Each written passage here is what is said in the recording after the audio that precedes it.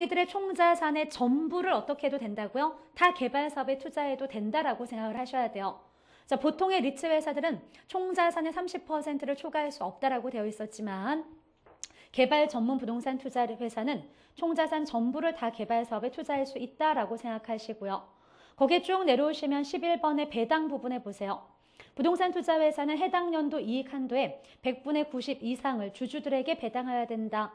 얘도 과거에 한번 출제될 때 95% 이상이라고 해서 틀리게 출제되었었는데요. 자, 90% 이상 배당을 해줘야 되고요. 자, 12번에 보시면 29조에 차입 및 사채가 발행이 가능해요. 근데 니은에 보시면요. 자금 차입 및 사채 발행은 자기 자본의 2배를 초과할 수 없는 게 원칙이지만 주주총회 특별 결의를 한 경우에는 10배 범위 내에서 차입이 가능하다고 생각하시면 돼요. 결국 최고 10배 범위까지 자, 사채나 차입이 가능하다라고 생각하시면 되고요. 자, 넘겨서 보시면요. 자, 4번의 합병 부분에 부동산 투자 회사는 자, 부동산 투자 회사가 아닌 회사와는 합병할 수가 없고요. 자, 거기 보칙에 가로 1번에 가시면 기업 구조조정 부동산 회사에 관한 특례다라고 되어 있죠. 자, 기업 구조조정 부동산 회사. 원래는요, 지금 이 부동산 투자 회사법이 일반 리츠법이다라고 생각을 하셔야 돼요. 근데 그 일반 리츠법에 이 CR리츠가 특례 조항으로 삽입이 돼버렸습니다. 원래 처음에는 2001년도에 국회를 통과할 때는요, 얘네 둘이 법이 따로따로 있었어요. 근데 따로따로 있는데 너희들은 너무 비슷하니까 그냥 하나로 합쳐라 라고 해서요. 이 부동산 투자회사법이 원래 일반 리츠법이었는데 거기에 CR리츠가 특례 조항으로 삽입이 되었습니다.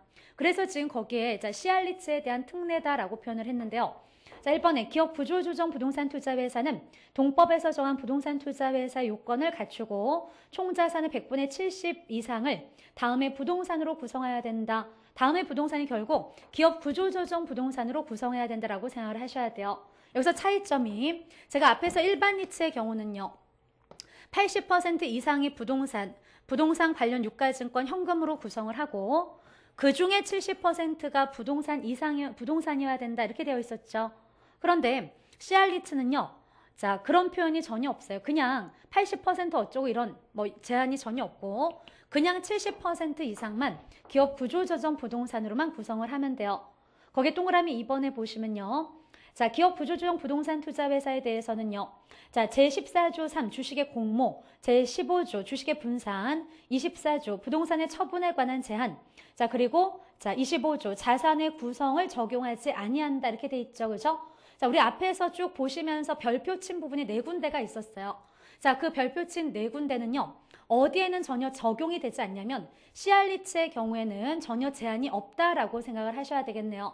자, 그래서 바로 그 4군데. 자, 주식의 공모, 그죠? 20% 이상 공모를 해야 된다든지, 1인당 주식 소유 한도가 있었죠. 35%를 초과하지 못한다라든지, 자, 처분의 제한이 있었어요. 그죠? 국내 부동산에 대해서 주택은 3년, 주택이 아닌 것은 1년. 자, 국외 부동산은 제한이 없다라든지, 그죠? 처분. 자, 그리고 자산의 구성 80% 이상 부동산 관련 유가증권, 자, 그 중에서 70% 이상이 부동산이어야 된다. 자, 하지만 이 4가지 제한은 자, CR리츠에는 전혀 제한이 없다라고 생각을 하셔야 되겠습니다.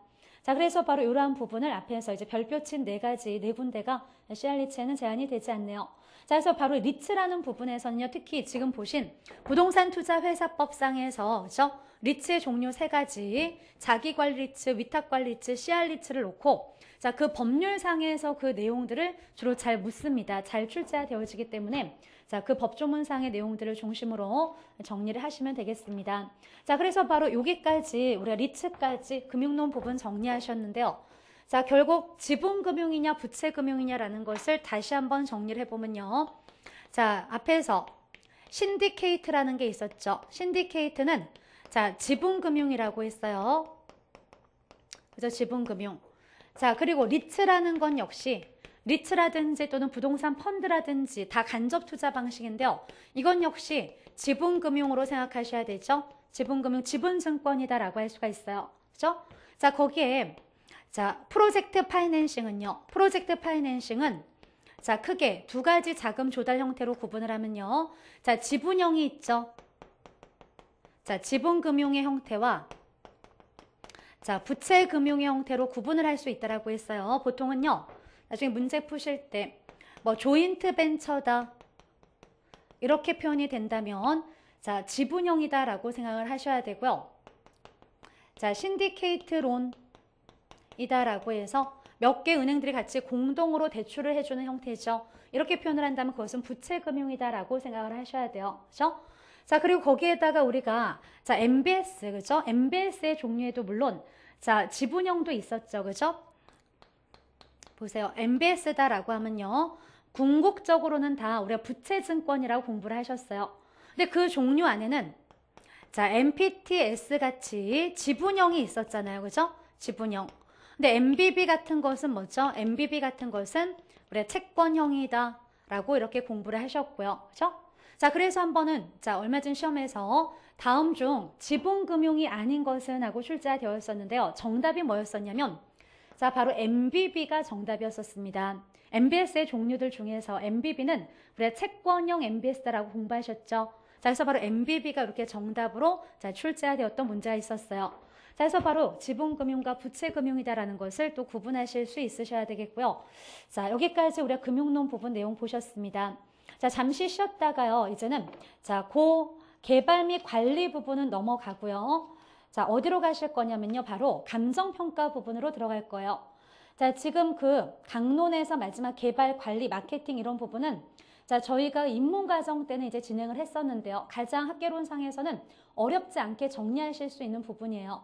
자, 이 부분은 다음 순환 때 자, 설명을 드리도록 하겠고요. 자, 이번 파트 때는 이제 감정평가 3부로 넘어가서 자, 평가 부분 자, 들어가도록 하겠습니다. 잠시 쉬도록 하겠습니다.